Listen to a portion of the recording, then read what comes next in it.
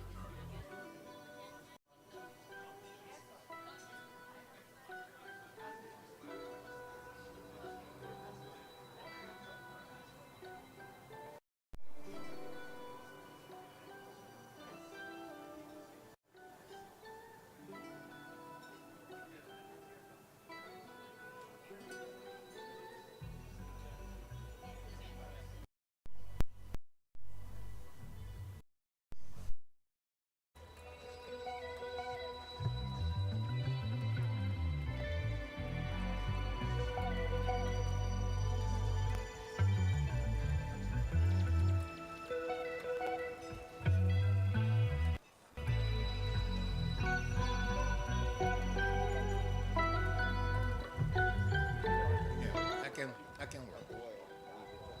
Oh, all right. Okay, all right. All right. If I didn't know move it again, I'm alright. I can't because the light is right. Let's try.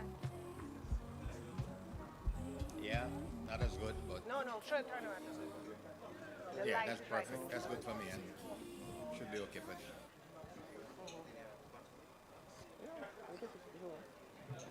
Hold on, hold on. All right. Let me do this now.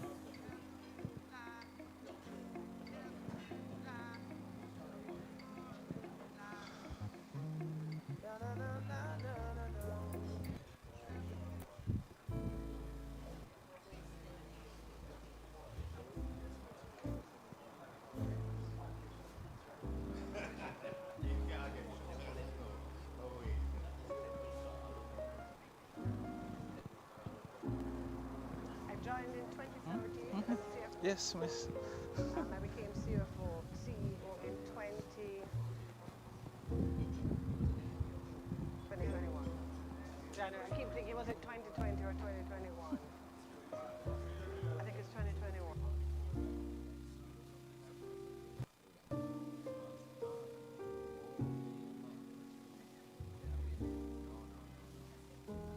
I am not in touch with anybody. Okay.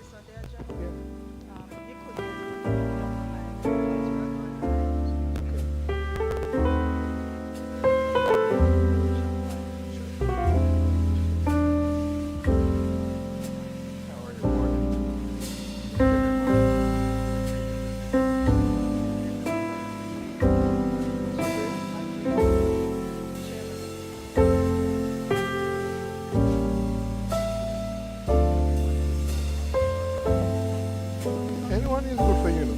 I'm good. Everyone. I'm going now. With Benny. Yes, everyone. I'm good to see you.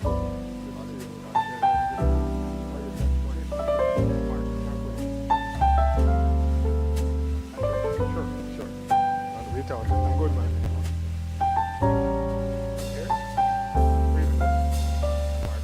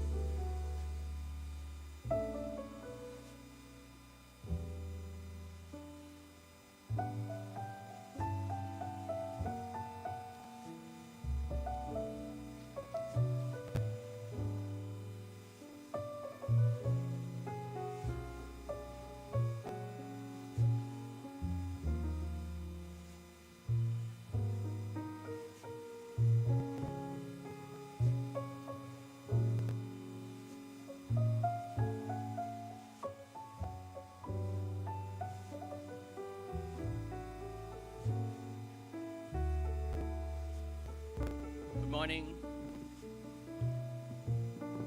Morning, ladies and gentlemen. Good morning, ladies and gentlemen. Michael,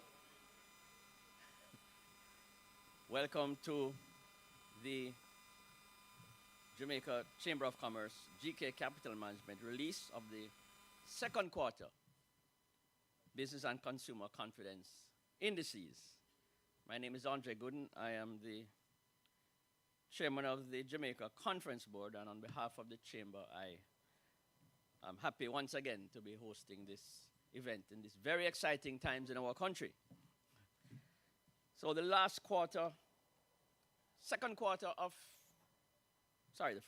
2025, indices did show a stabilization in terms of business confidence, and it showed consumer confidence at an all-time high, which was a little startling to some of us, but it is what it is.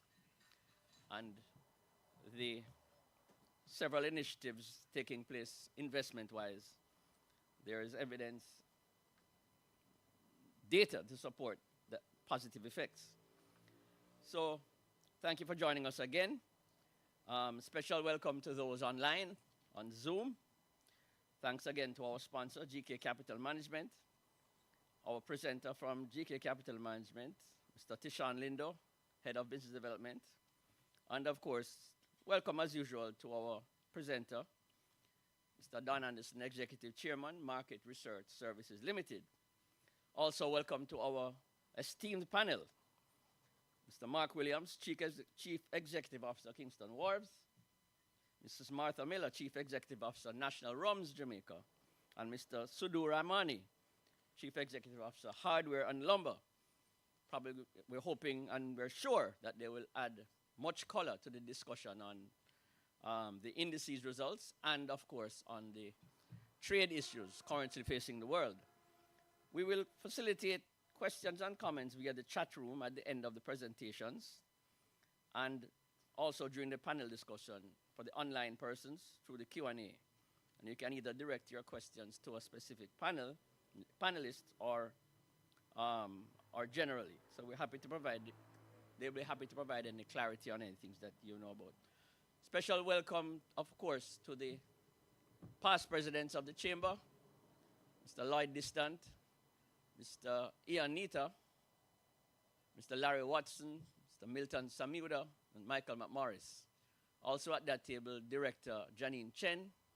Welcome also to the Vice Presidents, Jamie Ogilvie and Emil Leiber, also in the room. And thanks again to all our participants and sponsors. Thank you for being here. We're going to get right into it. We're keeping the schedule very tight today because we know a lot of persons here are otherwise committed today, so we need to move ahead. I'd like to welcome Tishawn Lindo, Head of Business Development at GK Capital, who will bring the sponsors' remarks.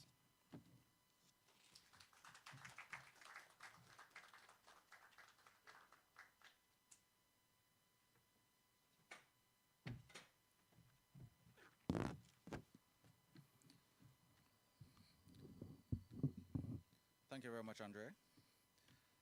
Okay. Good morning, everyone. All protocols observed. I'd like to say a special thank you to all our invited guests. I see in the house we have guests from Student Loan, ICWI, Gallagher Insurance, and apologies if I've excluded everyone, but it is indeed an honor to have everyone here. To members of the Jamaica Chamber of Commerce, panelists, good morning. It is a pleasure to be here on behalf of GK Capital as we mark the second release of the JCC GK Capital Business and Consumer Confidence Indices. Our commitment to this initiative stems from a simple but powerful belief that information, when clear, current, and concise, has the ability to transform the way we plan, think, and act, especially in a time when international headwinds, the global trade wars, have directed implications on our bottom line, both in our businesses and in our households. Today's theme, global trade wars, a ripple effect on businesses and our wallet, speaks to that exactly. It reminds us that whatever happens in the world doesn't stay here.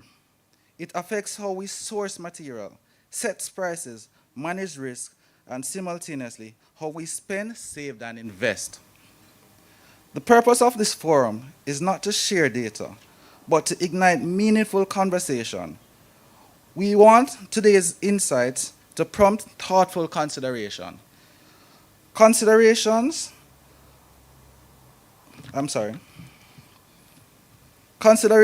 on whether leading a company or managing a household budget,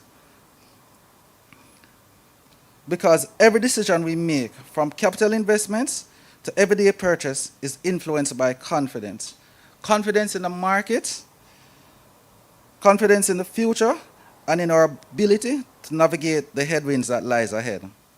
At GK Capital, we are proud to support this initiative, not just as a sponsor, but as partners in building a more financially aware and forward-thinking Jamaica. We believe that with the right information, both businesses and individuals can make more informed and impactful decisions. So today, please observe the data and let's have some meaningful conversation. Thank you very much.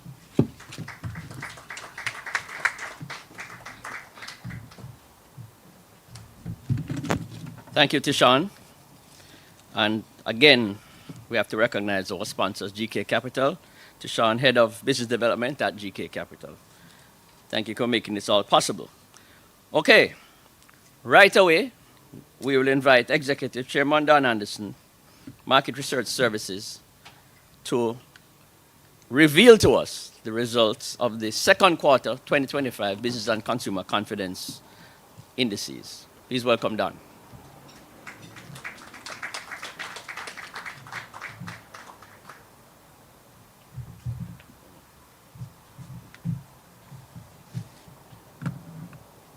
Thank you very much, Andre. May I just say good morning to all distinguished panelists and everybody in the audience. I won't attempt to, of course, single out anybody because I would make some errors. And researchers don't like to make any errors, right? So here we are at the presentation of the second quarter Business and Consumer Survey Indices for 2025. I just want to spend a minute to give you a quick background to this particular study. It started in 2001, and my organization was and is fortunate to have been associated with this particular study from the outset. So if we fast forward, we now have completed close to 100 quarters of data. So can you imagine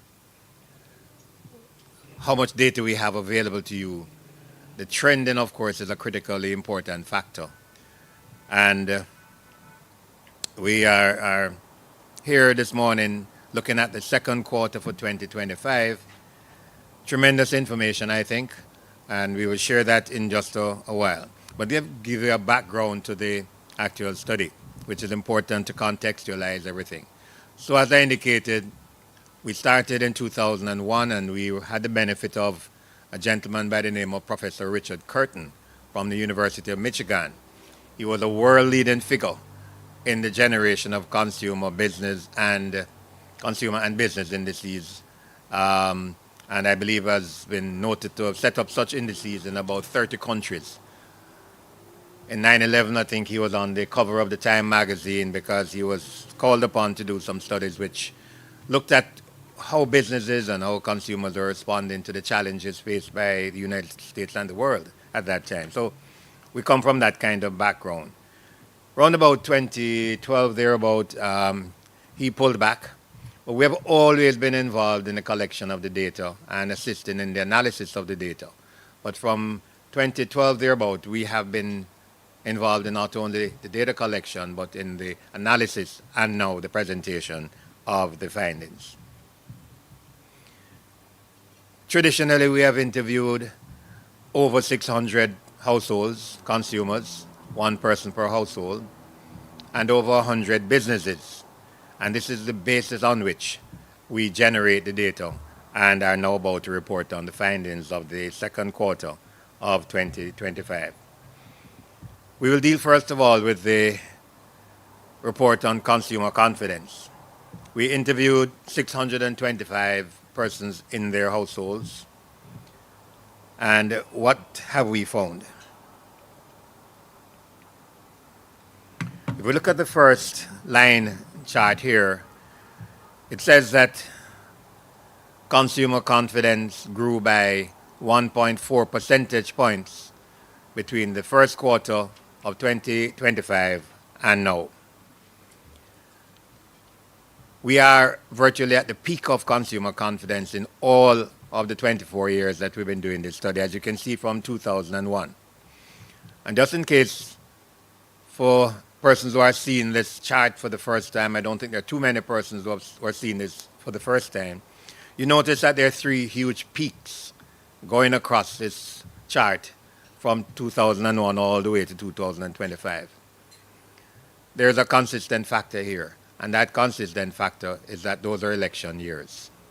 And it is probably opportune and appropriate that I should say that what that meant, those peaks that you're seeing, represent election promises made and election promises unfulfilled. So it's a season for that. So I thought I'd just mention that. So in 2000 and 2007, for example, consumers responding to promises that were made, that consumer index went up significantly and dropped precipitously shortly afterwards when promises were not fulfilled. The same, to a lesser extent, was in 2011. But since then, consumer confidence has been more or less leveling off at a higher level, and we haven't seen that kind of dramatic upward movement and downward tick immediately afterwards. That says something, I guess, about the fact that the electorate has become a little bit more mature and are not responding willy-nilly to promises made by both parties in an election environment. Having contextualized that, we now begin to look at some of the data. So, hold in mind that consumer confidence increased by 1.4 percentage points, and we're now going to look at what are some of the factors that have driven this positive movement of 1.4 percentage point. One was that consumers feel that current business is better than it was in quarter one. Current business environment is better. And that is evidenced by the fact that the consumer confidence at this level was 2 percentage points more than it was in quarter one. So they feel that current business conditions are better, marginally so, than it was in quarter one. There's also a slight increase in expectations that business will continue to get better. So not only do we have a slight increase in what they saw, but they believe that it will continue on this path, however marginally so. What's interesting is that consumers are also beginning to believe that more jobs will become available. And before we jump over the moon with this, consumers have never ever felt that jobs were plentiful. And therefore, when you see a movement, we're talking about a movement from a relatively low percentage to maybe 2 percentage points, really marginal. We can look at the current job situation. In second quarter of 2024, 7.7% of the consumers indicated that they thought jobs were plentiful. In the first quarter of 2025, that moved to 11.7%, 12%. And in this particular quarter, 15% of the consumers believe that jobs are plentiful. But note, a lot of persons believe that jobs are in short supply, and the largest single item here were those persons who felt that it was just about adequate. So, despite the increase in employment, or conversely, the decrease in unemployment, consumers are never ever really comfortable with the level of jobs that are available to them. So current business conditions, they felt getting better. There are more jobs now available, but particularly from the job perspective, jobs have never been plentiful as far as the consumers are concerned, but any tick up really is something that is worth noting. Interestingly, let's look at the expected business conditions here. Let me back up a little bit. So that current business, current jobs. We're now going to look at what people expect. So again, we see a slight upward tick in how consumers feel about business. One is the environment, what about businesses now? So that was 29.5% in the second quarter of 2024. In the second quarter of 2025, it's 40.7%, a significant increase, but a continuation of the increase that we saw in the first quarter of 2025. Now, we just need to reflect a little bit that in the fourth quarter of 2024, we had a dramatic increase in business and consumer confidence, up some 13 percentage points. So that is what accounts for that 29.5% jumping up to 40% now. It really was driven by a significant increase in consumer confidence and business confidence in the fourth quarter of 2024. What it means is that that confidence level has been maintained.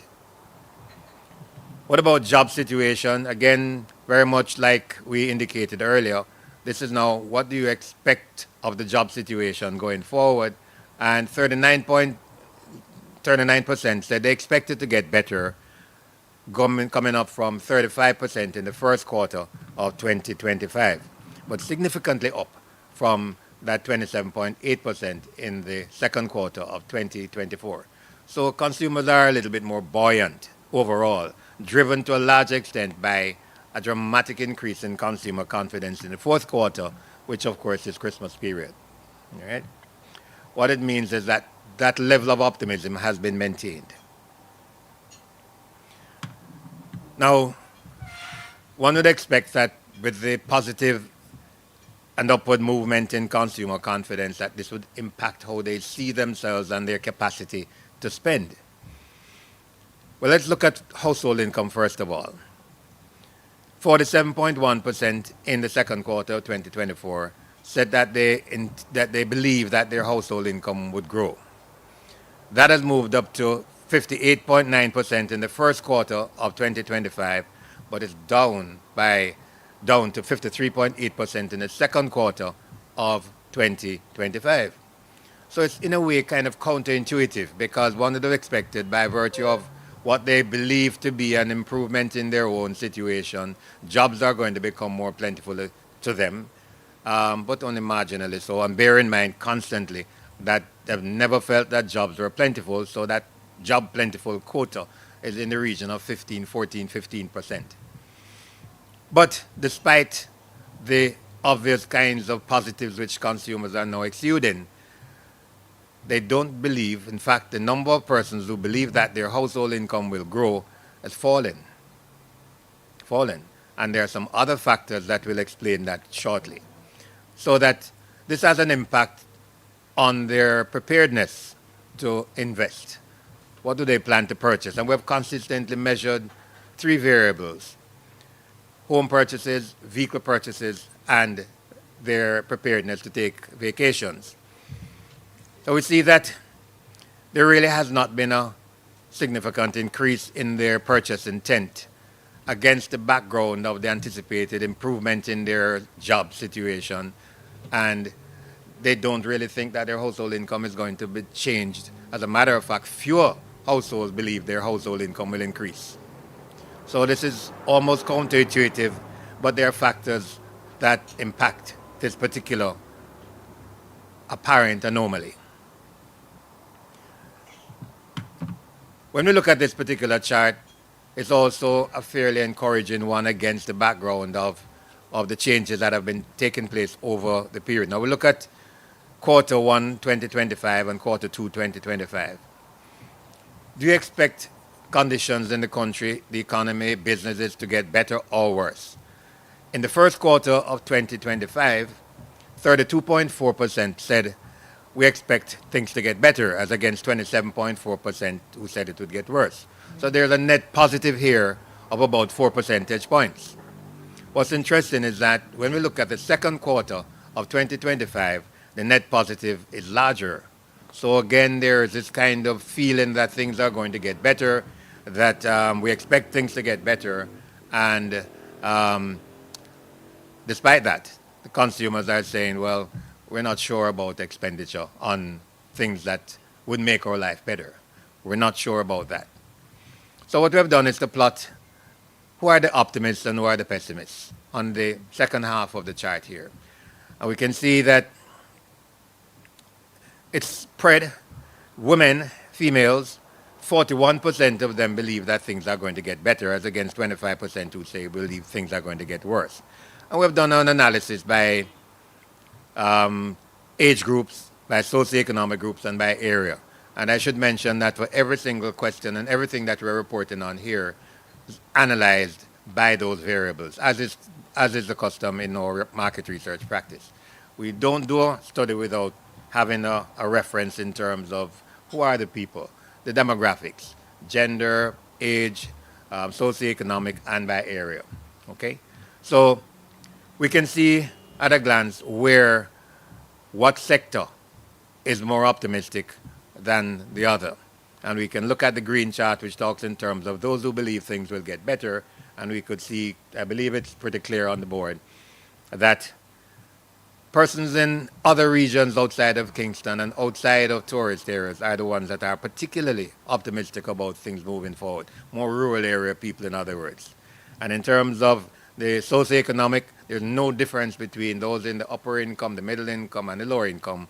They all believe, 36%, that things will get better. By age group, it's the older persons, 55 to 64, who 43% of them believe that things will get better, followed by the 35 to 44, who think that things will get better, 41% represented here, and the young persons, 39 to 18 to 24, who say 39% of them say things will get better. So that gives you a kind of dissection of who are the persons who are actually optimistic and who are the persons who are generally pessimistic. So here's one of the answers to the issue of what appears to be data which is maybe not consistent. Because whereas people think things are going to get better, they don't think their household income is going to get any better. In fact, they believe their household income will in fact decrease. When we look at prices compared to last year, 94% of all persons that we interviewed say that prices have gone up over the last year.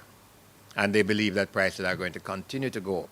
So against what they see as possibly more job becoming available, they don't think that their disposable income is going to be improved any at all because prices are going to undercut that. And this is significant. For all the studies that we have done over the last 4 years, when we look at this particular issue, people are concerned about the rising cost of living. So even if they believe they will get a job, it's going to be eroded by the significant increase in prices of all goods that they have to actually purchase. One of the questions that we throw at both consumers and businesses, well, here are a number of sectors that you have to relate to one way or another or in front of you. Do you believe they will improve? In other words, things within these sectors will improve? What confidence do you have that they will improve? And it's interesting to note that 43% of the persons that we interviewed say that they expect the education sector to be the sector that improves more than any other, followed by the small business sector, which is highly represented in this study from the perspective of the consumers, and the power supply electricity system, 40%. Roadways, just 25% believe that there will be improvement in the roadways over the next year. Health services, 27%. So those are down the bottom of the rung. But the top three, as the data shows, education sector, small business sector, and the power supply. Now, we have found in a considerable number of studies that we have done that there's a significant increase in entrepreneurship. And the entrepreneurship has been largely small businesses at the moment. And there's no surprise, therefore, that 42% of the persons we interviewed say that the small business sector is a dynamic area and one which is likely to grow even more. We've seen a significant increase in entrepreneurship. I think when we look at one of the charts on the preempting one of the charts on the business sector, businesses are saying we have a difficulty finding skilled labor. To a large extent, based on other studies we have done, we are finding that even in our industry, it is hard to get employment going because people are diverse and they're doing a number of things to make ends meet, having a number of hands in a number of different pots, so to speak. 3-4 jobs, social media, etc. So we look at one or two charts that relate to the theme of our particular, the subject matter for this morning. Consumers, how aware are you of recent changes in the world trade agreements? And we're talking about the tariffs and all that thing that have been very much in the news. 49% of the consumers that we interviewed, and we're talking about persons from the low income, middle income, upper income, in relationship to their representation within the population, so the data is projectable. 49% of the respondents say we're aware. Whether they are intimately aware is another issue, but they certainly know that these are challenges that the world is facing, and they are aware that this is taking place. Only 17% said they're not. And 34% said they maybe, which is now talking about the level of knowledge. But it's interesting to note that half the consumers that we interviewed said they are aware of the changes in the world trade agreements. So, what impact, in your view, will these trade agreements have or have been having on your spending? Very important factor. 38% say they're going to have to buy less.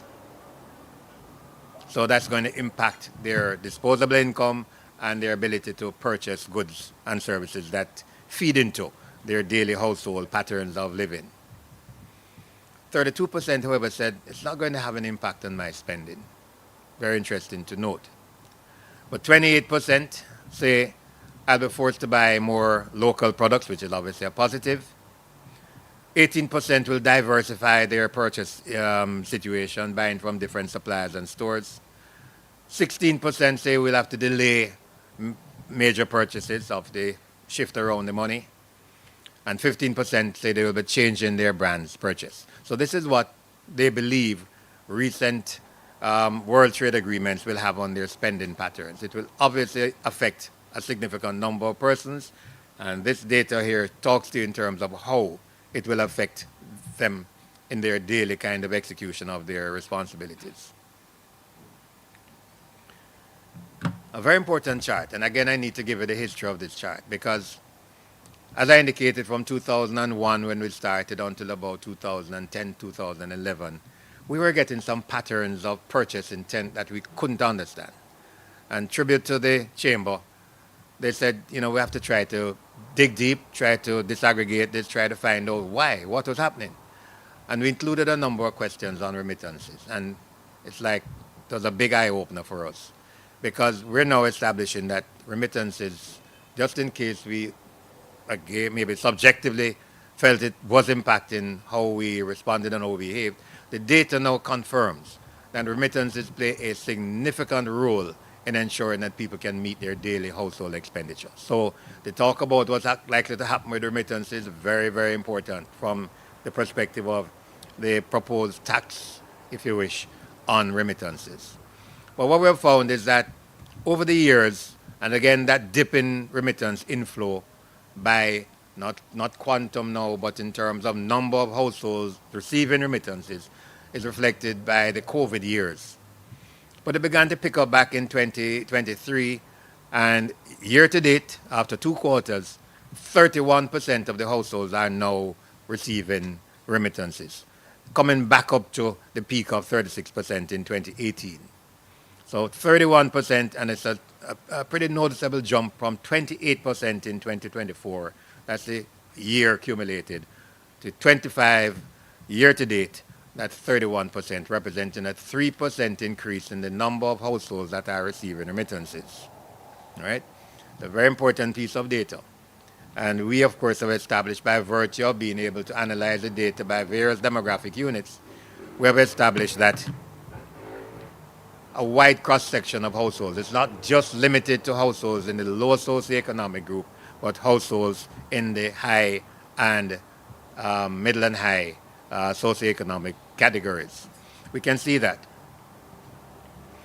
22% of households in the upper category receive remittances, as against, of course, 41% in the low category and 37% in the middle. And in the high, middle, and high, it's 22%. But it's right across the socioeconomic profile of the country, remittances are being received within households. All right? And we can see that the standout from an area, from a regional perspective or territory perspective, 42% in the tourist sector receiving remittances as against 37% in other areas and 32% in Kingston. That gives you a profile of the households that are receiving remittances. And by age group, there's really very little difference. Very little difference. We can see right across it's between 34 and 38% according to age groups. We look at the frequency of receiving remittances because that's, again, is important. 34% of the households that we interviewed receive remittances once per month. This is up 1% on the first quarter. 7% receive every 2 months. 6% every 3 months. So when you accumulate that, we have just about close to 50% of the households that receive remittances at least once every 3 months. That's a good flow. As we can see, 6% receive funds when they're available from the senders. This is a difficult chart to read, so I'm going to go over it quickly, but it does reflect on the trend in the frequency of remittances. And it is saying that there's really not a lot of difference in terms of the frequency, the persons who receive remittances every 3 months, once every 3 months, or at least once every 3 months. There's really no difference represented by that top line. All right? So, we want to now move into the business sector, but just to summarize, the takeaway from the consumer segment is that consumers are a little bit more, the index is higher by 1.4%. Consumers are suggesting that things are going to get better, have gotten better, or going to get better from the perspective of the economy. But they don't think that this is going to affect their household income. And as a result, their purchase intent is really unchanged over the last period. And that is a worrying factor because it says that they're going to be impacted and by factors, by headwinds that they probably have no control over, price increases, and so on. Happily for the moment, remittances are up in terms of number of households, and that is going to cushion the ability of consumers to deal with their situation on a day-to-day basis. But it is a concern. It is of concern. So I hope the takeaway is not that consumers are more buoyant and they're very optimistic. Sure they are, but they're also saying that they're going to face headwinds that are going to challenge them in this particular period, next 3 months and next 6 months. They are going to be challenged by significant increases in prices, which they reflect upon, and they're not going to be able to buy and spend money on the things that they would like to spend money on. They're going to be forced to concentrate, as they have been, on meeting their daily household needs on a regular basis. So, what about business confidence? Business confidence is also up. Business confidence, and we look at this particular chart, we can see there was a dramatic fall off roundabout between 2023 2024 in business confidence. Picked up a little bit in the first quarter of 2025, and it's up again by 1.7 percentage points in 2025, second quarter, right? So that's the trend, and as we indicate from 2001, and we can see that the business sector is less impacted by and less responsive to election promises. That chart doesn't have the kind of peaks that the consumer charts had. So that's a different kind of pattern, but we can see a continuous improvement in business confidence over the period. That 2021 to 2024 period obviously reflects again or represents that COVID downturn that we all felt. Okay. So we consistently plot the 5-year trend, even though we have the data as we have indicated. You can see we have the data from 2001, but again, for greater relevance, we have decided let's look at the last 5 years consistently. And we can see that, interestingly, business confidence was a peak of 139.7% over the last 5 years during a point of COVID, because businesses kept on saying, we are resilient. We are going to bounce back. How quickly? We don't know. Maybe 3 years, maybe 5 years. But businesses were confident that they would bounce back from COVID. Well, in 2025 to date, business confidence is down on 2024. Again, one of the reasons is that in the fourth quarter of 2024, business confidence shot up significantly. Double-digit improvement in business confidence in the last quarter of 2024. And that is what is now showing up current business confidence at a lower level, 4 percentage points down so far.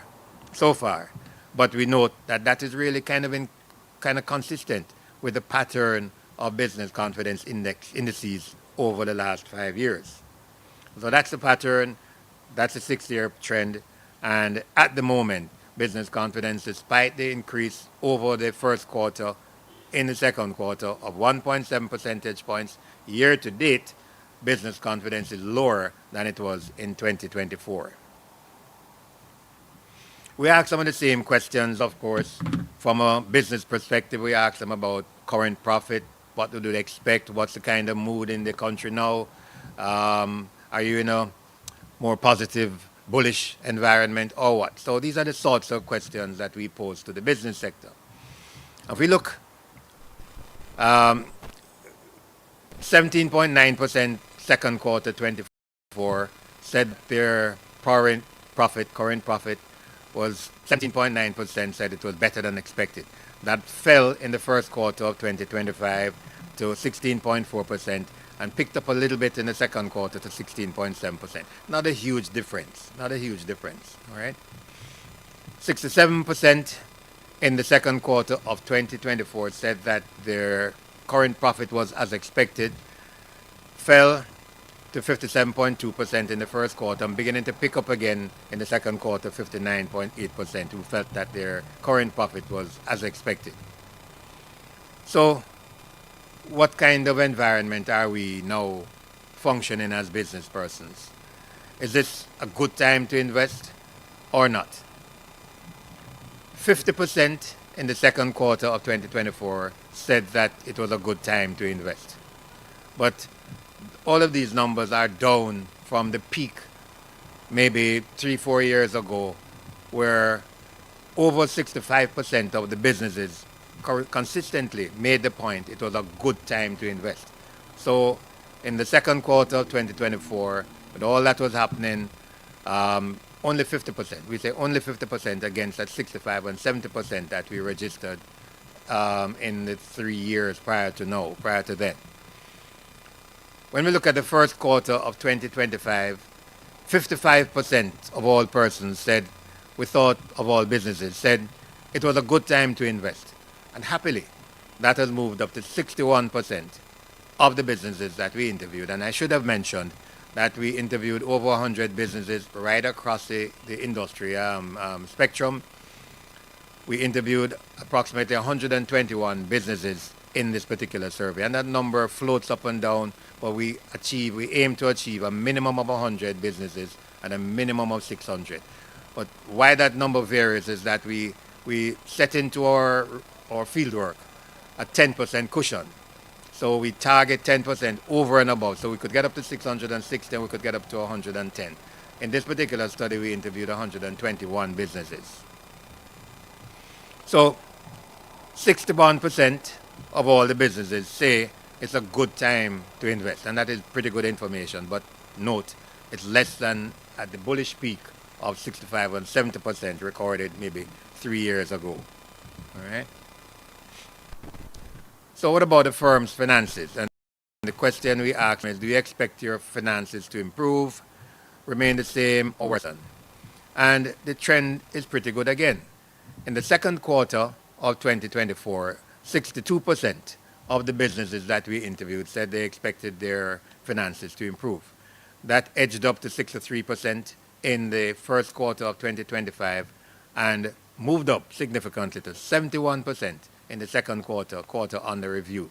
So 7 out of 10 businesses say they expect their finances to improve going forward. There's no time period necessarily, but going forward that they expect it to improve. But we know that because we do this on a quarterly basis, we're reflecting upon the next 3 to 6 months. So what about their profit situation?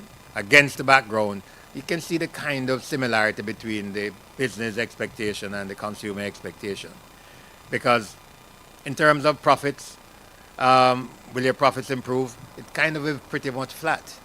Because 60% said they expect their profits to improve quarter 2 2024, 61% in first quarter of 2025, and 62% in the second quarter of 2025. Not movement really.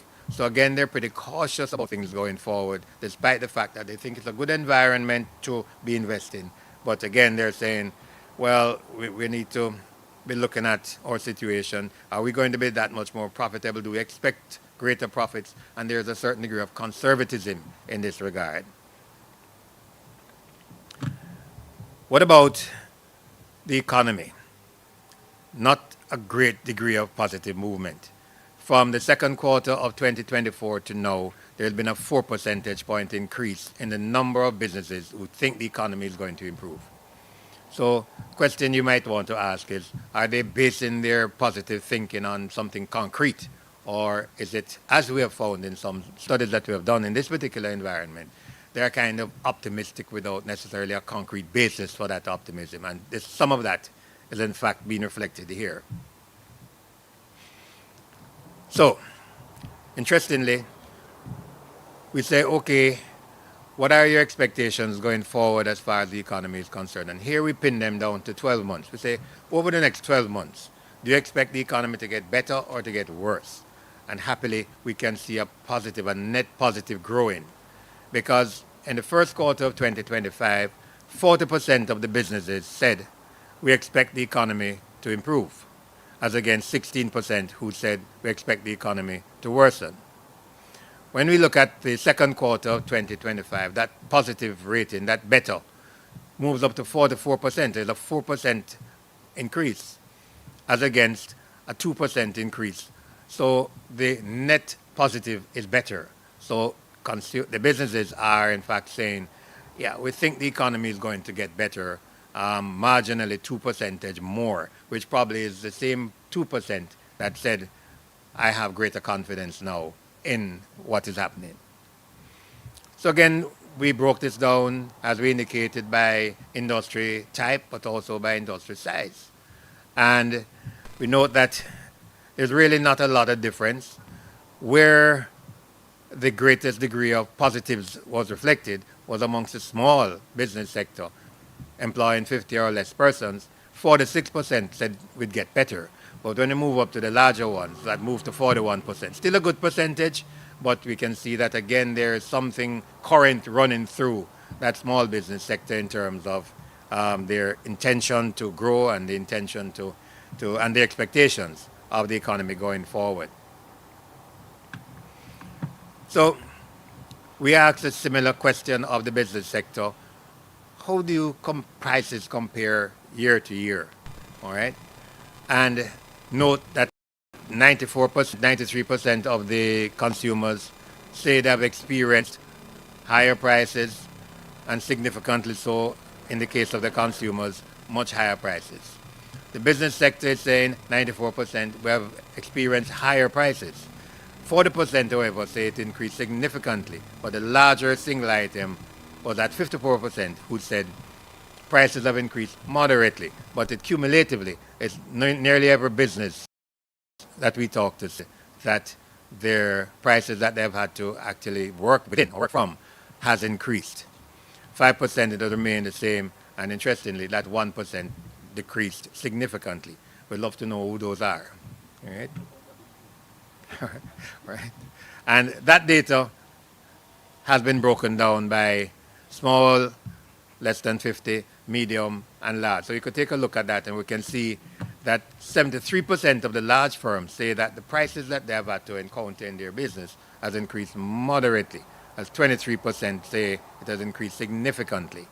The medium-sized firms are the ones that are recording the highest level of increases. 53% said increased significantly.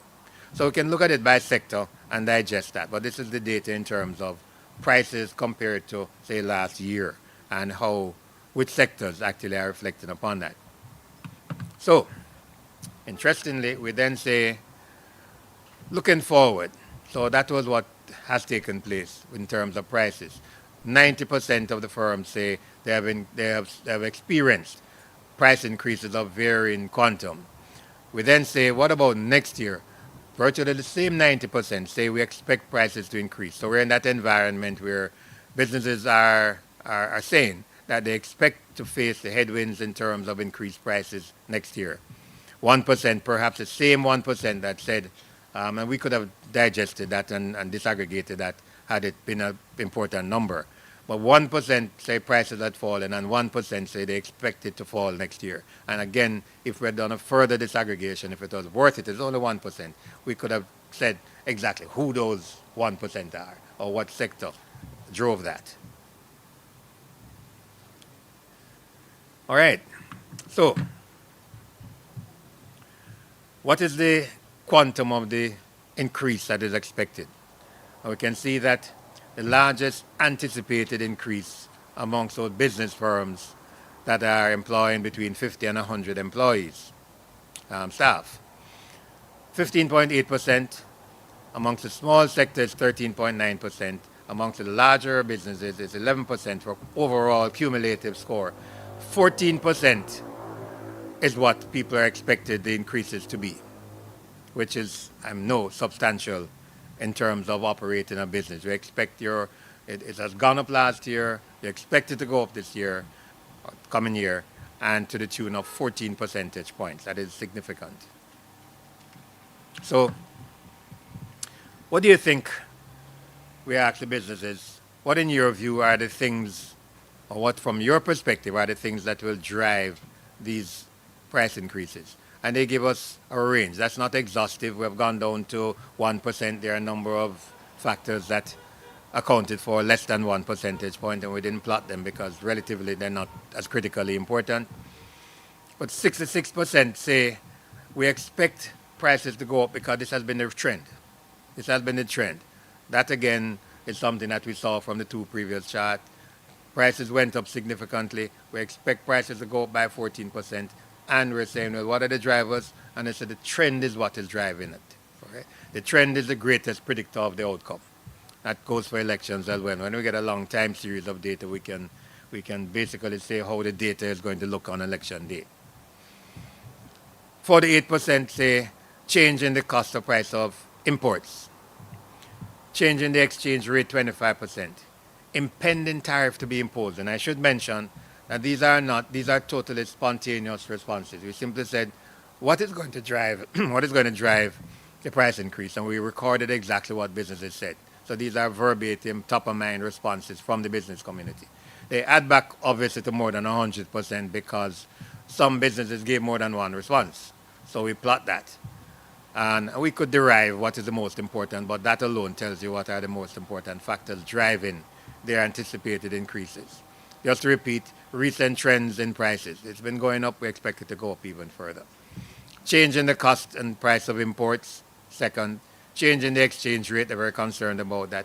But the impending tariffs, they're seeing that that is going to be a factor, but only 17%. And perhaps it's because they're not quite clear as to how these tariffs are going to roll out in the immediate future. But that's an impact for sure. And then we have things like global issues will impact us negatively, lack of production, change in utility rates, what is being said and done by BOJ at 1%.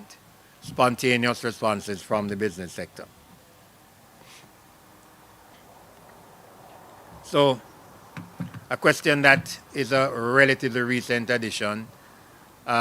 We used to plot, do you intend to invest more? Do you intend to spend more money developing your business? And we would get a yes, no. But we didn't always have the answer as to where and which sectors were likely to predominate in this capital expenditure. So here we have this from about 2023, and we can see right across the spectrum here. For the year to date, 2025, the sector that stands out is the farming and agriculture sector, including mining and quarrying. 78% of them said that they intend to increase their capital outlay, capital investment. And then we look at 58% manufacturing, 56% tourism and hospitality, transport, storage and communication, and 55% tourism and hospitality. So this, again, is something for the client, for example, the sponsor of this particular event, because they're saying, here's where the capital investment will come from. And therefore, you can take a look at all these and you can target your marketing clearly to those sectors that are planning to inject more capital in their business. This is the value of this particular chart. But we also said, because we want to know, once you know the problem, you're halfway towards the solution. That's the philosophy. And therefore, we attempted to get from businesses, what are the things impacting your decision to undertake business expansion? What are the inhibiting factors? Therefore, and again, totally spontaneous. We gave nobody any answer or never fed them any answer. There was no preconceived sheet or nothing. We simply said, what are the factors impacting your ability to expand? They gave us their responses. These were all coded subsequently, and that's the result of that particular question. So 19% of the businesses that we interviewed said a shortage of qualified skilled labor. Very important. It's been a subject, it's a subject matter over the last 2-3 years. People having difficulty finding the kinds of quality that we need or the kinds of staff that we need to fit into our businesses. And this is what this is saying, 19%. 15% said lack of funding, access to finance. All right? 15% said the cost of foreign exchange. 15% said high input costs, low consumer spending. So people are saying consumers are having difficulty buying our goods. 9% lack of revenue or cash flow, 10%. So it goes down the line down to 2% lack of marketing. So there's a recognition that there's work to be done from internal. But they cite a number of factors that are impacting their ability to expand. And these are factors that I'm sure GK capital markets people are looking at very closely. Right? Again, this is a question that we ask of the business sector. When we did feed them here the sectors that we wanted them to look at: police, power, water supply, government, etc. And we then asked them, all right, what degree of confidence, or do you feel confident that these are sectors that will grow in the next year? It's interesting to note, against the background of what has been happening in terms of reduction in crime, that the police, 41%, as far as the business sector is concerned, 41% say they are confident that this is where improvement will take place. 30% said in the power supply, 29% said in the water supply, and 22%. So we can see the numbers going down. 22% government of Jamaica, 22% roadways, 21% small business. Small business sector comes up every time. Public transport, 19%. Education sector, 19%. Remember, that was the top as far as the consumers are concerned. And 15% health services. So these are, and we can see the degree to which that has changed over the last quarter. We're coming to the end. We have probably just one more chart to show you. And it says, what is your current capacity that you're operating at? 74% of the medium-sized firms, or medium-sized firms say we are operating at 74%, as against 72% in large firms and 65% in smaller firms. Not surprising. For an overall impact, that 68% of the businesses that we interviewed, businesses are operating at 68% overall. Overall, businesses are operating at 68% capacity improvement, therefore. All right? What about the recent changes? 79% said, yes, we are aware of the recent changes, which is the largest single. So that's 8 out of every 10 businesses that we interviewed. I'd like to know who those 11% are, but that's another matter. And what's the impact? 51% said it's going to impact their shipping and logistics cost. 43% increase in inventory. 36% increase in cost. 25% increase in prices charged to consumers. So businesses are concerned about consumer ability to buy, obviously, because that's where they make the money. 23% says it's going to impact their profitability, and so on. So decline in demand, no impact as far as they are concerned. Change suppliers to different countries, increase in demand for their products, and increase in profits. So we are at the end of, I am at the end of my particular presentation, and I'll now hand over back to Andre for the next Thank you, segment. Don. Before you move, Don, thank you very much. Rich information as usual. One question for you.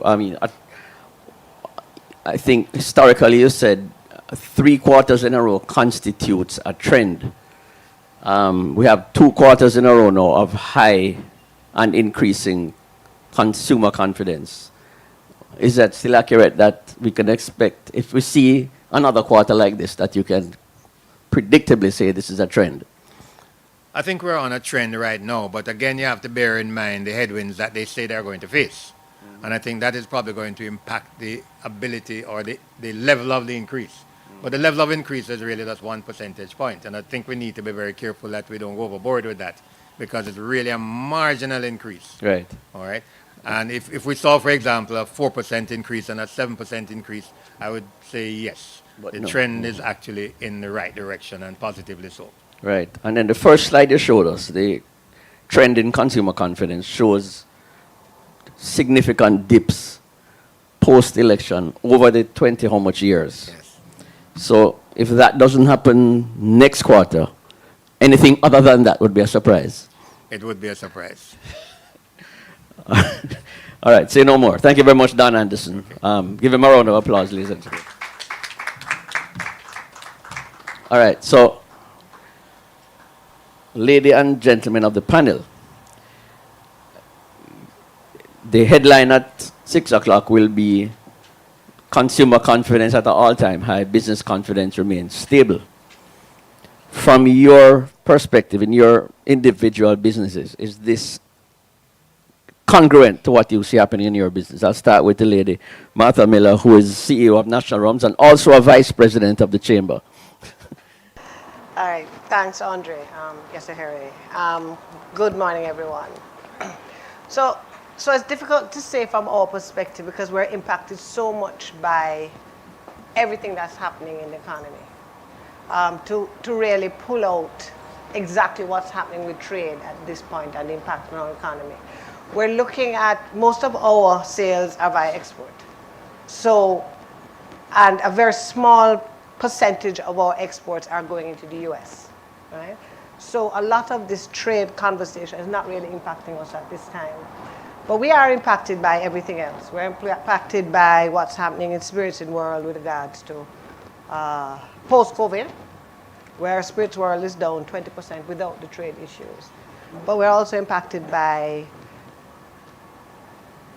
conservative behavior of our customers not knowing what is happening, right? Whether it be because of the Ukraine or what's happening in Gaza or the blip from Iran, and I hope it's a blip from Iran. But various things, uncertainty of what is happening in the proclamations, as I like to say, by the President of the US. So there is a bout of conservatism that's happening in addition to the fact that we are impacted by post-COVID reality of COVID is now over, so we are no longer spending too much time at home. So drinking is down. So we're not quite sure. We're kind of conservative and waiting to see. So you wouldn't say then that consumer confidence is high from your perspective? No, I wouldn't say that it's high from our perspective. Okay. No. But business is still confident, conservatively confident? Business is down and stable, not stable. Declining, but we've Okay. hit a low, we hope. Over the next 12 months in particular, I don't expect a bounce back. Okay. But we're hoping in the next 24 months to start to see some kind of bounce back. Thank you very much. Sudu Ramani, CEO Hardware and Lumber, same question. The results from the survey show heightened consumer confidence, stable business confidence. Is that what your consumers are? As a fast-moving consumer goods guy, what are you seeing? Yeah, good morning all. At Hardware and Lumber, our business is pretty diverse in the sense we have a very large retail. We also have a pretty significant agro business, and we also do wholesale of commodities, lumber, steel, cement. What we have noticed, particularly in the retail market, is that it's been pretty flat, and the buying trends have moved more towards non-discretionary, and the discretionary spending, we do see it softening a bit. I think where the business confidence comes for us, and we are confident, and where the business confidence comes is not so much in the challenges they face, but how better prepared we are for the challenges that are coming. Because I think businesses have, over the last few years, invested a lot in their capacity to meet challenges in terms of managing their talent, managing their resources, managing their inventory. We are buying better, we are leaner in how we manage our resources and more effective and efficient. So it is not so much the business outlook as our preparedness for the headwinds that are coming our way, or we believe we are prepared for what's coming our way, that gives us a level of confidence. Income has been fairly flat, but I think, like Martha said, it's not declining, it's stable. Okay. And so any improvement is good, but we're not seeing a situation, we're not seeing a crisis or a panic situation now, and we are fairly confident we can face what's coming our way. Thank you. Mark Williams, CEO, Kingston Wharf, same question. The results that we just heard, are you seeing those in your business? Morning all. The answer is yes. I think businesses generally are just simply resilient. And I think more and more businesses in Jamaica and the Caribbean beginning to expand their reach. So the focus is no longer only in Jamaica. And while you may have a perspective around the economy in Jamaica, because businesses are looking to expand, there are more opportunities. And therefore in shipping, for example, with all these issues of tariffs and wars, the Caribbean has been the beneficiary of that. Certainly Jamaica, Kingston Wharves, Kingston Container Terminal. I think both entities have announced good results. Last week, KFTL, along with the Port Authority of Jamaica, they have announced an expansion of their business. Where you just hold containers. KW, to be specific, what we're seeing certainly in our transshipment business is upwards of 30% increase. We move cars, for example, to 45 different countries, to Australia, to New Zealand. We typically do maybe 2 or 3 car ships per week. Last week we had 6. So I think generally businesses are pivoting, that's what we learned from COVID, to not only focus on the local economy, but the wider Caribbean, Latin America. And I think based on that, cautiously optimistic view of businesses is that things will get better. Okay, thank you very much. Martha, you mentioned something when we were at breakfast about, and we saw it come out in the results that showed significant expectation for significant increase in costs, both from the consumers and from the businesses. What mitigating strategies would your business be employing to sort of lessen the blow on the consumer in terms of the expected increase in operating and costs? All right, so I think what we're talking about is the expected price increases that we would be faced with by the tariffs. So what has been happening to us is that our shipments that we would have sent out in April and in May, we would have been forced to absorb some of those increases. Now we are re-looking at it again to ascertain, do we really need to, because we're not quite sure what's going on with the businesses. We have in the interim though had to tighten our belt within the business. We've had to become very lean so that we can respond to whatever is coming at us. We have the headwinds, and we're just in general looking at very heavily focused on our procurement, not taking anything for granted. Everything, you're a long-standing customer or a long-standing supplier, we're not taking that for granted anymore. Everything is, we're looking at all our costs from top down. We're looking at all our costs and just trying to make the business more lean. Okay, thank you. So the same question, but from your perspective, when you have suppliers, a three-way chain of suppliers, would it be a situation where you look at all, sit together and say, look here, if this thing is going up 9%, can we split it 3 ways in order to lower the effect on the final cost to the consumer? Is that a strategy that could be employed or can be employed? It's not a very popular strategy to our suppliers. But that said, what we have seen, and it's interesting, so what I call the big three, we have about 30,000 SKUs from about 300 vendors from about 30 countries. So we are fairly diversified in our buying. But what we've seen from some of our US vendors, some of our large US vendors, who do not have a bonded warehouse in Miami, many of them who used to ship to us directly, factory direct or from their warehouse, have now actually moved to bonded warehouses in Panama and Mexico, and they're bringing the shipments there and they're shipping it to us. So the US suppliers too are looking at mitigating strategies for things that they bring in and they supply us and so many others in our sector, in the retail and consumer goods sector. So mitigating strategies are in place. We do have multiple vendors for similar products so that we have options on where to bring it from. Over the last 2 years, we have diversified significantly into the Latin America, Caribbean region. So quite a lot of what we buy comes from those areas. And therefore, in our case, I think the buying has been fairly well managed. And so while cost increases will happen, for example, I was saying now US is sucking in containers to try and beat the end of July deadline. And so shipping costs have gone up dramatically.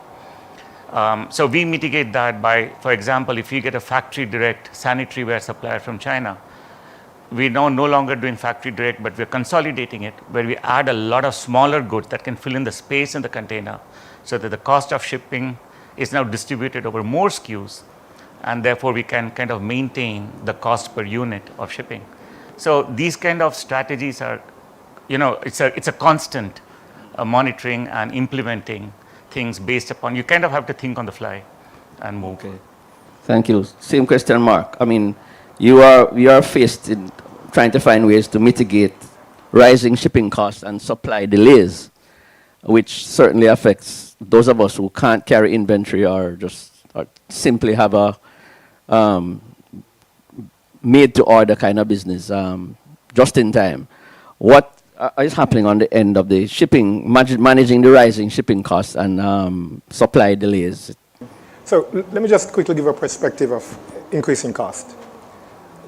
What's happening right now in the Red Sea and wars and forcing ships to go to another route, Cape Verde, you're adding 10 to 14 days time. That's $1 million US per ship. So that alone will cause an increase in cost. What are we doing? Optimizing efficiency, improving infrastructure, and using technology. Basically, what does that mean? It means, therefore, that once a ship gets to Kingston Wharves, our number one priority is to get it in and get it out. Delays add cost. It means, therefore, we're investing in our infrastructure. Last year, we refurbished a berth, US $30 million. We have added equipment, state-of-the-art equipment, to improve our efficiency. We're using technology to drive the business. So again, it's all about efficiency, and that will reduce cost, and by extension, cost for our customers and business partners. Okay. So the direct impact now of these proposed tariffs, many of them seem to be proposed and then they go away. The United States particularly are threatening and then they back off. So is it that we're making no decisions right now, or what is the mitigating strategy in case these actual tariffs come to bear? We can't, because of how seesaw it seems to be, we can't make any long-term decisions. What do we do in the short term? Just try to find other markets? I don't know, Sudu, if you want to try that one. Interestingly enough, Andre, what has happened is that every time we perceive a challenge and we react to that, when the challenge dies, the actions taken as a result of the perceptions actually work for us. Okay. So it is a constant correction mode, but it's a correction for the better. So, for example, when we diversify our supply chain in anticipation of a problem, when the problem doesn't happen, the supply chain doesn't go away because we've already diversified now. So from that perspective, I would say that notwithstanding what we anticipate and how we prepare for it, I think it only makes the organization stronger, because the spotlight is now on things that the last 5 years they may not have considered. Right. So we are forced to reinvent ourselves, and I think that's not a bad thing. Yeah, I think COVID was the lesson there. Yeah. But so Martha, the knee-jerk reactions to this, to what is being proposed in the United States particularly, is not really there. I mean, or UK for that matter. You're doing the same sort of thing where whatever the mitigant strategies are that you have in mind, if these things happen, are those that you're sticking to in the short term.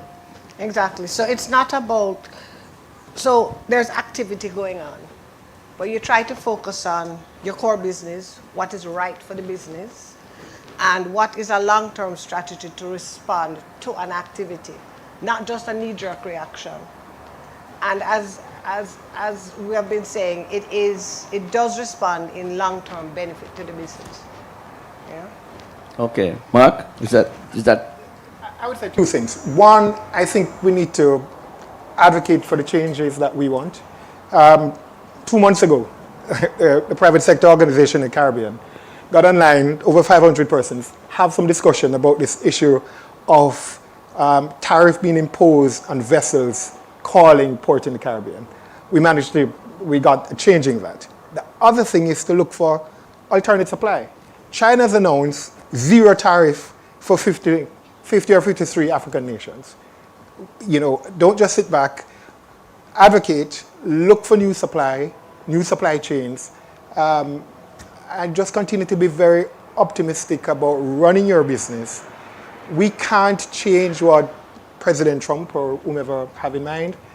Plan your business around it. Right. So the option of identifying new markets, in the case of the one you mentioned a while ago, the zero tariffs is a good thing, but it'll take a longer time for the goods to get here. You're all in different sort of products and services, but in Sudu's case, is there opportunity? I mean, John Mafood, former president of the manufacturers, always spoke about it during COVID, the challenges of getting to UK and beyond with your goods. So what about regional Latin America, Central, South America? Are those price points worth looking at in terms of new suppliers? There is opportunity in this because a lot of the Latin American countries are also exporting to the US. So just as we are looking for diverse suppliers, they are looking for diverse markets. So we have found a lot of buy-in from many of the Latin American suppliers who are extending themselves to try and be competitive in our market. Because like I say, they face the same challenges as we do. We're just on two different sides of the fence. So there are opportunities in this as well in their seeking customers. Okay. So, Tishan, where as the financier now, what is your role in this now? How are you going to manage the expectations of your several clients who are in needs of some sort of financial support in this uncertain situation? Okay, Andre. It's pretty simple. What we do at GK Capital is that we... Mike, volume on the mic. Go ahead. Sorry, yeah. What we do at GK Capital is that we take a guided approach to how we go about doing things. What we do is that we allow the data or the research to guide us. Investing is not a 1 day, 2 day, or 90-day thing. Usually it's a long-term thing. So what we do is that we look for the opportunities in all of this, and we guide our clients accordingly. As I said, we use the research. Usually if we're looking at the equities market or we're researching in equities, unfortunately in Jamaica we have been skewed to the fact that we look for short-term growth, but really and truly it should be a long-term objective. So basically we try to have the conversation with the clients, we try to guide them accordingly, and we put them in mostly blue chips or ETFs or investment vehicles that will give them long-term value instead of looking for short-term objectives. And then on the other side, in terms of from the business perspective, we have our investment banking unit, which basically we will use to do the hand-holding for our business community in terms of affording them the financing that they require to expand the business or to cushion the business during these critical times. So basically, we have a tool chest that we can use to guide whether it's the retail or the wealth investors to get to the goal that they want, and for the business investors who are looking financing or guidance throughout this critical time, the investment banking team is there to provide a solution to get them the capital that they need to take them over. Yeah, despite what is happening though, there needs to be some amount of flexibility, because let's say you call Mark, or Mark calls you today and he needs a 2-year facility at competitive terms, and something happens in North America, UK, and Mark come back to you and say, boy, you have to go renegotiate this thing here. Is there any flexibility in that regard? And given the global uncertainties again, how does the financier, the GK Capital particularly, reinvent itself to create products and create services that can remain flexible so that the customers who are in a changing market also can thrive. Thanks for that, Andre. But GK Capital is also a small part of the larger GK group, which has been in existence for over 102 years. I think flexibility is the name of our game. I alluded to our investment banking team, and I alluded to the hand-holding. A part of the hand-holding is to sit with the client and know exactly what the client wants. It is a change in financial landscape. And basically what we try to do is that we try to meet the needs of the client. So if we need to make adjustments or tweaks on the road to get to the financial solution that the clients need, we are there for them. We'll sit with them. We have a good research team. We have the data to back it. And usually if the company is a strong company and we have a good story, investors will gravitate towards what we're trying to do. I think everybody is aware from the study coming out. I think businesses over 90% knows what is happening. On the consumer side, it's the same thing. So basically, it's about telling the story. It's about holding the clients and walking the journey with the client and giving them a financial solution that is palatable for them, that they can afford, and that can help them throughout. Thank you. Martha, the various export regulations across the territories and the partner country policies and politics. What happens? How do you navigate and stay straight in that currently changing environment? One good thing for me, as I said, we have very little business in the United States, and there's not much volatility in the others. I don't know what will happen if the UK election and we have another reversal of Brexit, but right now we don't see any challenges where that's concerned in the near short term. So we're pretty stable where that's concerned. As I said, in the US, it's a smaller part of our business. For rum overall, it's in the mid-20s of Jamaica's total rum production that goes into the United States. So it's a matter of us, it's negotiation. It's holding hard for the long term, some squeezing of margins, and remaining flexible. Working with your partners through the three-tier system, just to navigate it, but really trying to hold steady, try to be as steady as possible, and really some amount of squeezing of margins as we go, as we ride, as we face the headwinds and take the battles as they come. Okay. The labor question came up in the survey. Thumbs up over and over again. The businesses are still sort of at their wits' end in some degrees in terms of identifying qualified and suitable labor. Sudu, is that a challenge of yours, and what is being done to really mitigate? I've heard of situations where in other businesses where foreign labor is recruited and it takes forever to get a work permit sometimes. In terms of the labor issue, how is things at Hardware Number, and how do you maintain the balance?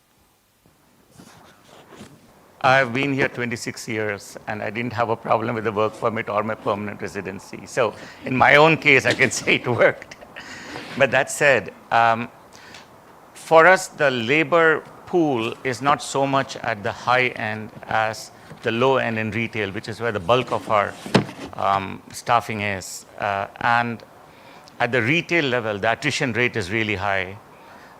When you have call centers and all these people sucking people in at salaries more than what we can afford, it's a constant push to try and retain talent at that level. And customer experience suffers when you're not able to retain the right talent at the store level, which is where a lot of our focus is on now. So we have subsequently increased our level of engagement at that level. Performance-based incentives have gone up significantly, which gives them an option to be able to earn a lot. So talent acquisition is not a problem at that level. Talent retention is a problem at that level, retention, because the attrition rate is very high. But that is really where our Hardware and Lumber's labor challenge is. It's really at that level. It's not so much at the technical or the high-level requirement of talent. So I want to add to what Suki was saying. In terms of, for us, it is skilled tradesmen as well as skilled labor. Because if we look at, for example, a TIG welder, you can't keep one in house. You train them, short order, they're going to, because they're so high, in such high demand. You're going to train them, and retention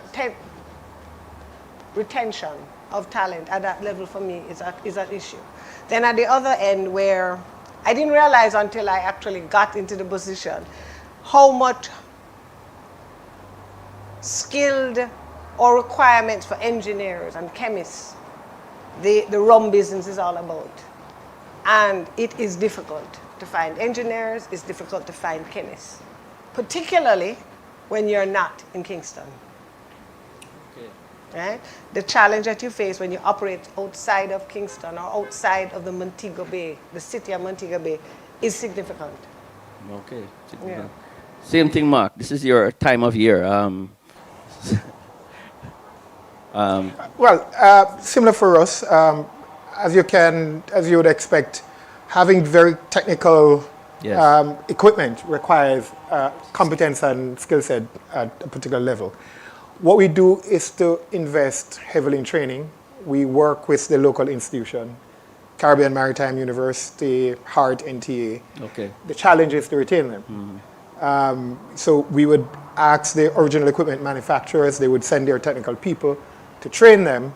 Once they get certification, then they're off to Canada. So that's the issue. And I'll just give you one quick story. We sent 2 of our guys to the US for training. It was a group of 25 persons across the world. 3 persons were certified, 2 from KW, 1 from somewhere in Latin America. They offered them job Right there. before they returned. Wow. So that's the issue about retention. So again, it's for HR to ensure that we have a very robust retention policy. Right. So yeah, that's it. Or only the local training. All right, it's that time of year where our retailers especially are starting to consider funding their Christmas purchases for consumers. Based on the operations at the wharf now, what is the realistic timeline if you want your goods here by the middle of November or by November 1? Is it now too late to order? And that after you answer that, Tishan will tell me what facilities can actually be put in place from now so that should there be any other tariff or related issues that we can tide over the customers until January when they should have better cash flow. You first, Mark. So it's not too late. Not too late yet. Not too late. There's still time. We just opened a 110,000 square feet facility, warehouse facility, to move cargo through that facility. We're about to, in another 2 months, to refurbish another 60,000 square feet of dedicated space for commercial business. So once you're commercial, full load containers, you'll have a dedicated space, fully focused on that. As I said, we just got an additional 3 reach stackers. That's the equipment that's used to move your containers around. We're about to get a new crane that should be delivered in September. So we're building out our infrastructure. We're adding equipment. We're training our staff. We're improving our technology so that we can, facilitate increased productivity to get your containers as quickly as possible. Great. So there's a plan then. I mean, looking into you're all at a senior level here. Strategically, what are we anticipating? This is now the height of election season. What happens in your business to do at this time, and what do you anticipate the rest of this year into first quarter of 2025 will happen in your business? We do expect a good third and fourth quarter. The trends in our business are looking that way. I'm very glad to hear what Mark said because most of our Christmas orders are in already. If I'd known all that, I would have probably delayed it a bit. Gonna get some cheaper money to borrow from You know, Tisha. oh, yes. But most of our Christmas orders are in, and we're doing a lot of strategic thinking around our store placements and the messaging. Because in our case in particular, with 10 rapid true value stores, anything you buy is times 10 if you want to stock all the stores. So we're kind of positioning different stores differently for Christmas and Black Friday. So Lane will be positioned differently from Crossroads, so to speak. Okay. So we're undertaking those strategies so that the amount of cash we have tied up in inventory is not as high as routinely we would have tied up and just brought in goods for all the 10 stores. So I anticipate a good fourth quarter for sure and a decent third quarter. Okay, Martha, same question. Any headwinds you see happening and what you expect to, where you expect to be by January 2026? That's one that we're working through. Still a lot of uncertainty. In the local market, we do see, which is a smaller segment of my business, we do see some upward trends.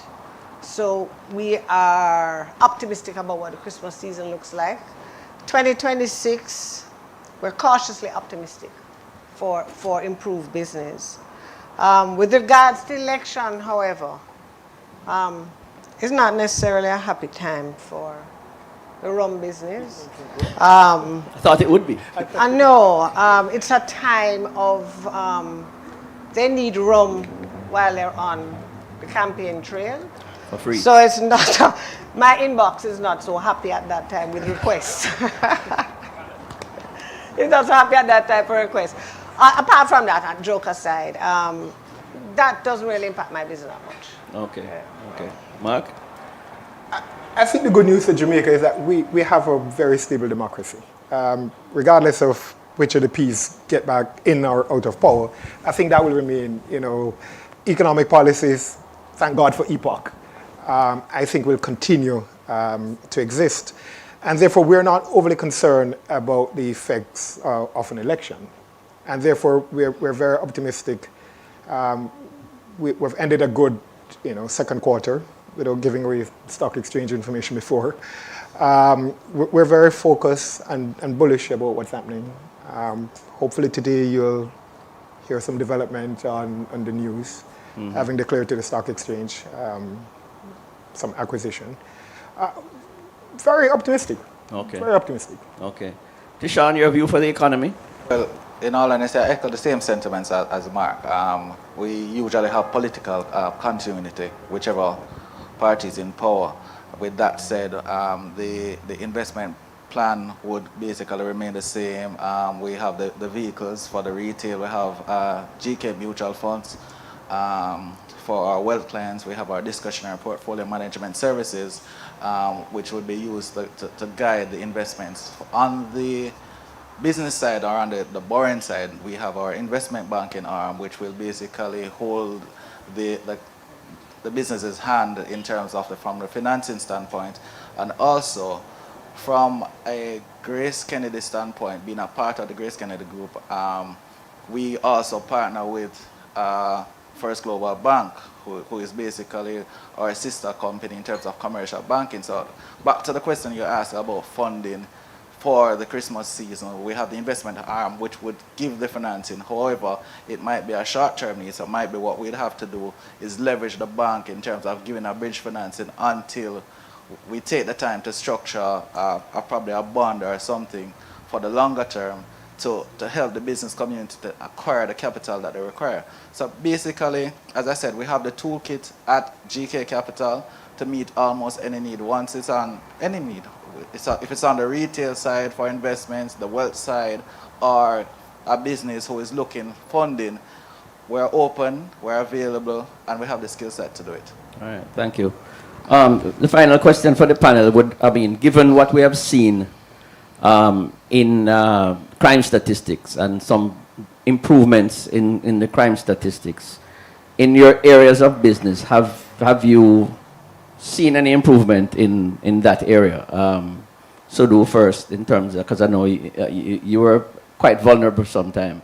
How are things now from the managing the business through the ravages of types of crime, given that we're reporting 40% decreases in several types of crime? Crime is not really an issue for us based on where we are located and how we operate. One of the things that plagues our sector is pilferage, which is where a lot of technology in terms of... That's crime, though. Yeah, like, so crime in the sense of, decline in crime on the streets, that is not so much an impact. So we've invested heavily in AI cameras that can recognize activities and motions and things like that. So we're depending a lot more on technology than the security at the door. But outside of that, we're not really very impacted by the crime climate on the streets, crime as we know it. Okay, Martha, any effect of have you seen any effect of the reduction in the numbers in your business? Well,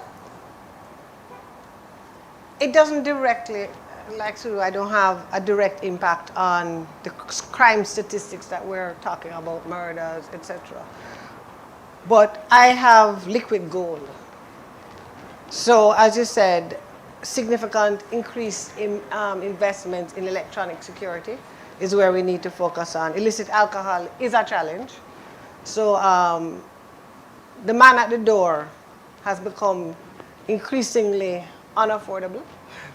So the focus has been on AI and what electronic security can do. So that's where our focus is. Okay. Mark, I'm assuming your answer would not be dissimilar. Well, we applaud the achievements of the police.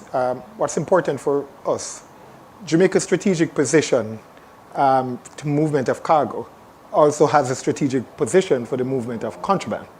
And, if you ask me what keeps me up at night, that's it. But if you look over the past 6 months, the efforts of the police, Jamaica Customs, the Port Authority, having, a completely upgraded security infrastructure.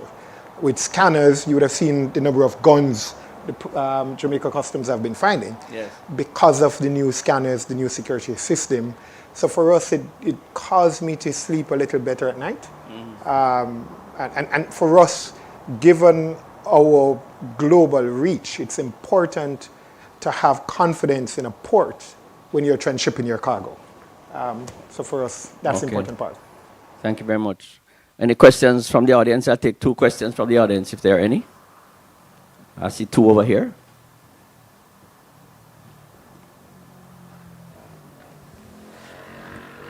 Good morning. Nielsen Rose, Caribbean Business Exchange.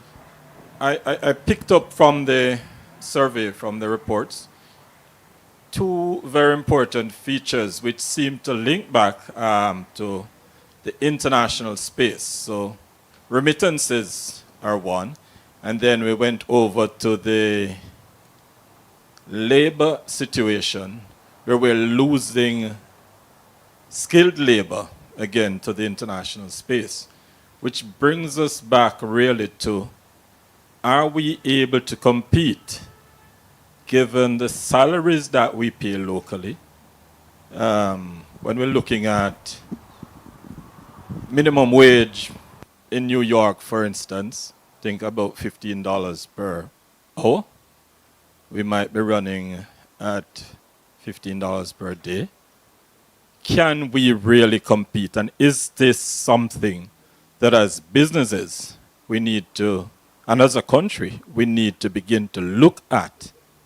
How do we grow the economy, grow businesses, so that we can compete in a better way? And it shows in, even though there's better expectations of businesses and consumer confidence, it shows in the fact that we really don't think either businesses or consumers will be able to buy more, which comes right back to, can we compete at these pay levels? Whose question?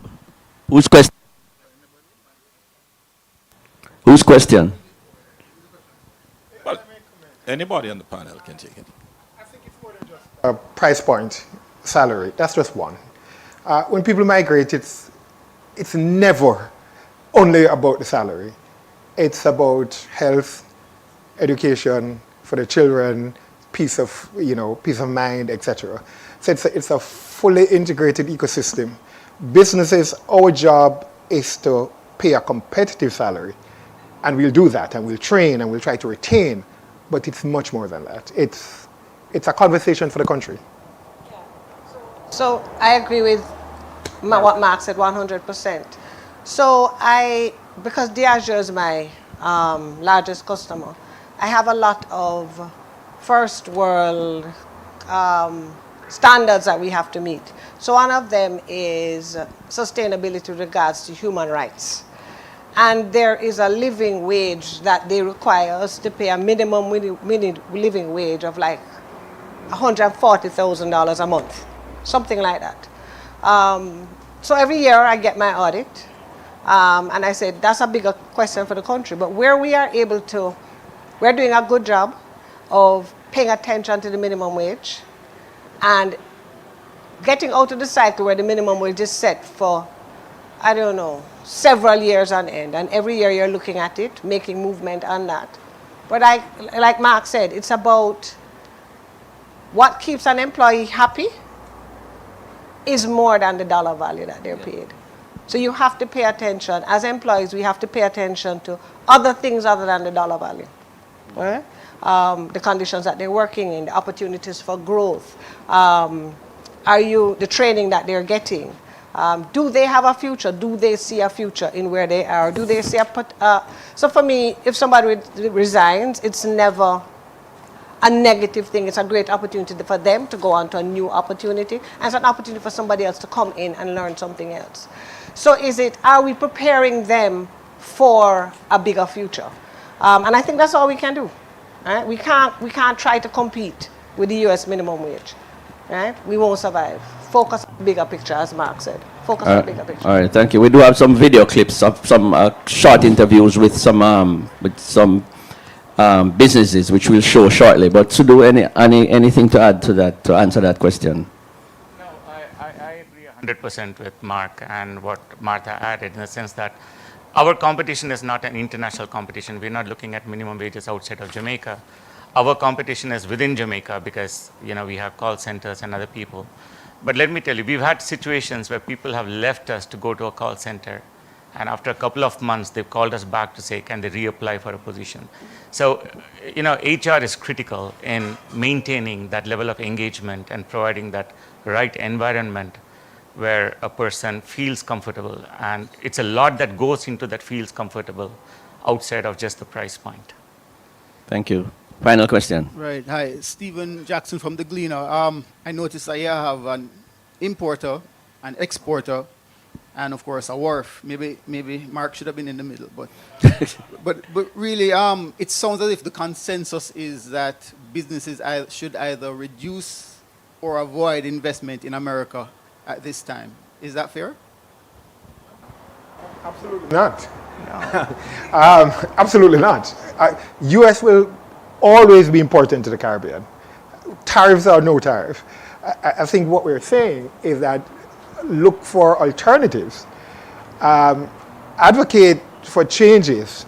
As I said, it's no mean feat what the Caribbean private sector did, making representation to their respective government, to the embassies in their region. It's no mean feat. We were looking at US $1 million per call. And that's waived. US will always be important. I'm sure you speak on behalf of all the panelists about not wanting to avoid the US. Right. No. Yes, Larry. Larry Watson, CEO of the Chamber. Thank you. This one is directed at Mark. Can you tell us what is your strategic intent why you have acquired 27% of cargo handlers? I assume it's public knowledge now. Well, I'm assuming it's now, we're reported to the stock exchange. First of all, I just want to pay, tribute to Mark Hart and the team at Cargo Handlers in Montego Bay. They've done an exceptionally good job. What we want to do is to see how we can work with the team. This is not a takeover by any means. We just see an opportunity in probably one of the fastest growing area in Jamaica, Montego Bay. And we want to see how we can work best with Mark to lend our support, our expertise, competence in a particular area, and build synergies. That's as much as I'll say now, Larry. All right. Thank you. Thank you for that. Okay, over to the technical team to just show us that video clip. We had an interview with some of the business people on their take on what is happening globally. Very quickly.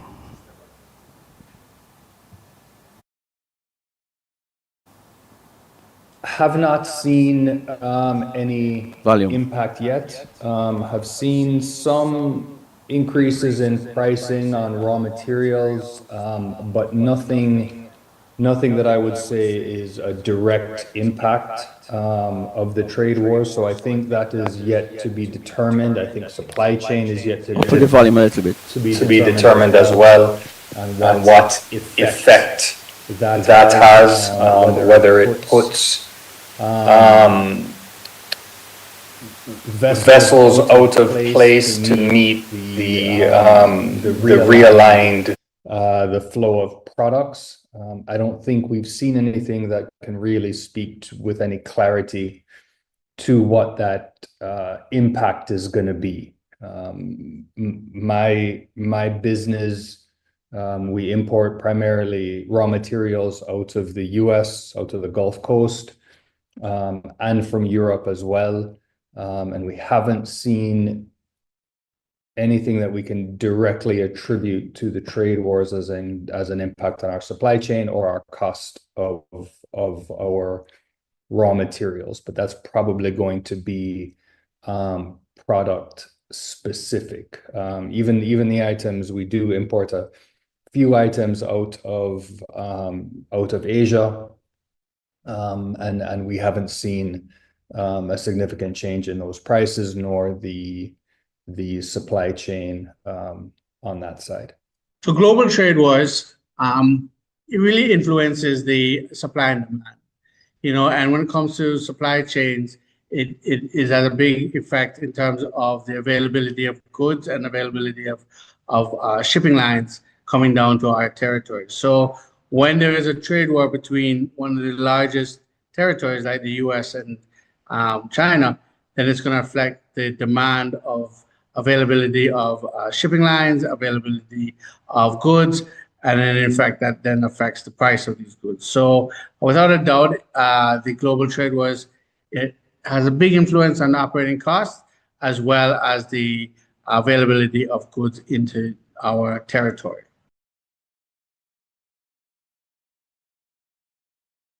I think the biggest ripple effect is really the uncertainty. I think people are pausing a little bit with regard to expansion, investment, acquisition, because there is still some uncertainty in how the changes and realignment are going to really evidence themselves in markets, and it's going to be, I believe it's going to be specific to the industries. We're not going to have one overriding impact that affects all of the subsectors the same. So I think the biggest ripple effect we're seeing is just really due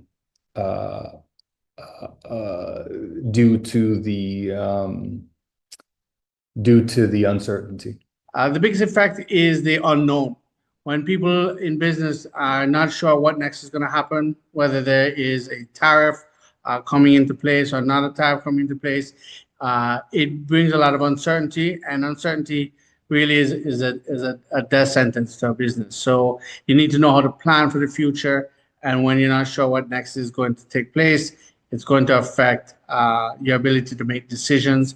And so there's a lot of uncertainty in that respect, which affects whether or not they're going to increase their prices immediately or not. And that can be very, very impacting on a business. I don't think it can. Jamaica certainly isn't driving this. I think The way our government has handled it is the right way to deal with it. Is one, not to jump up and down in the media. The U.S. administration has the right to realign its trade relationship as it sees fit. Jamaica's been a good trading partner to the U.S. At the end of the realignment, Jamaica is not disadvantaged against other countries. There are other countries in our region that are far more impacted than Jamaica is. So I think understanding that that we are not driving this realignment, we're not going to impact what the U.S. does with its policies, and we continue to be the partner to the U.S. And to the other markets in North America, while we look for new markets that potentially may be less impacted than the US.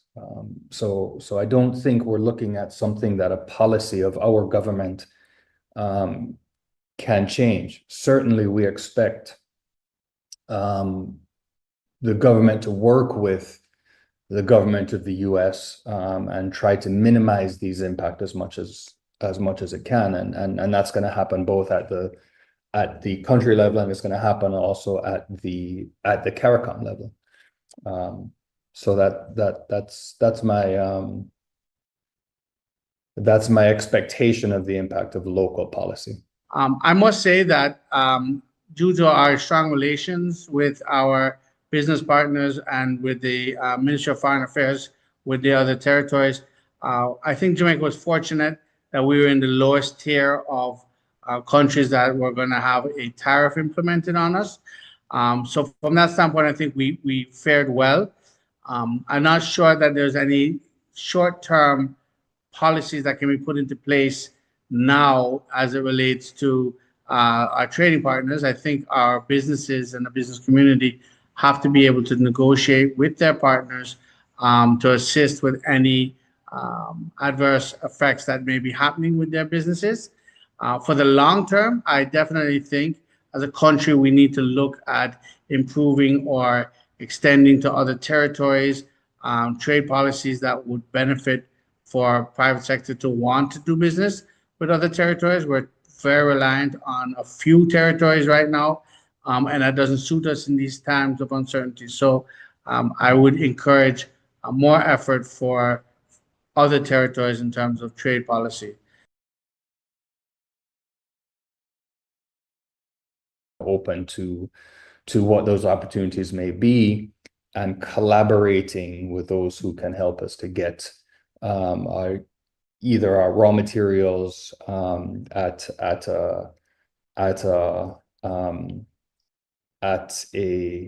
a good price, with efficient freight, all of those things, and then get our finished products to market. So it's really the remaining aware, the collaboration, and then the looking to other markets that we can sell our products in. So I'm in the business of fast-moving consumer goods.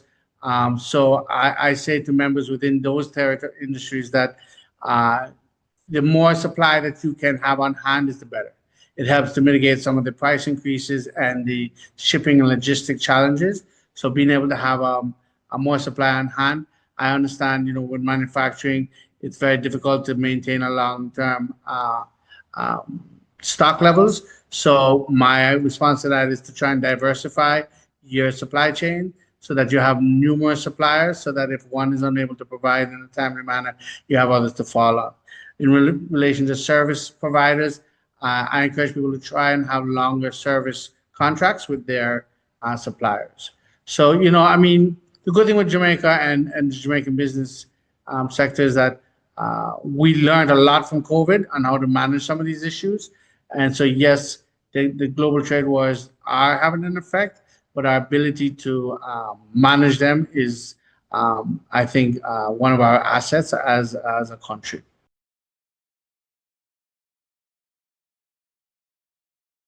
I expect that. Sure, the cost of living overall. Somehow. Indeed, yeah. Over the last year or so. But it has been going on for a long time. But I think even now, more than say even now more than say a year ago, if you notice every time you go to the supermarket, you have to carry a bigger checkbook. And to buy gas, buy service parts for your vehicle, electricity bill and so on, they go up each time, you know.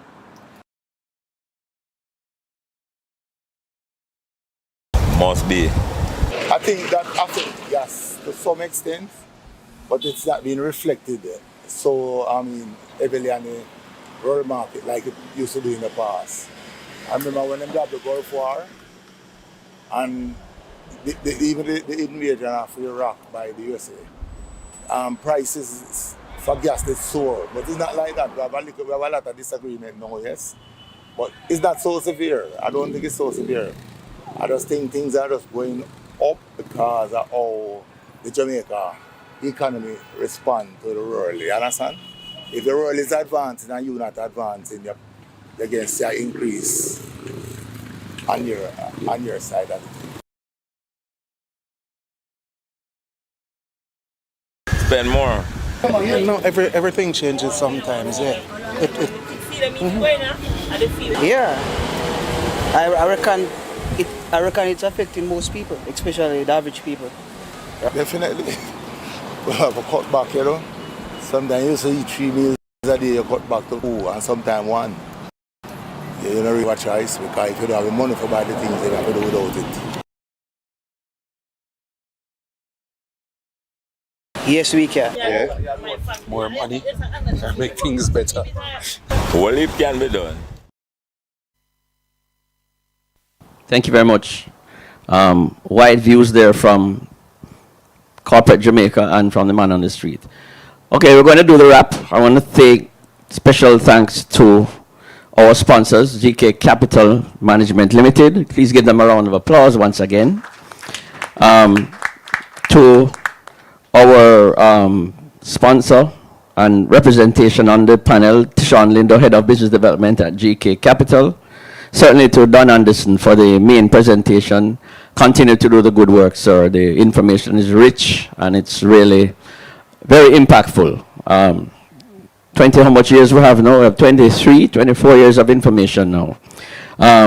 To Mark Williams, Chief CEO at Kingston Wharves, to Martha Miller, CEO National Rums, Mr. Sudu Ramani, Chief Executive Officer, Hardware and Lumber. We thank you all for your time and for the input. The discussion has been very rich, very thought-provoking, and we hope that all your businesses will continue to find solutions to the issues around us and continue to offer good value to the customers. Thank you to the turnover for the accommodation, and have a good day, everyone.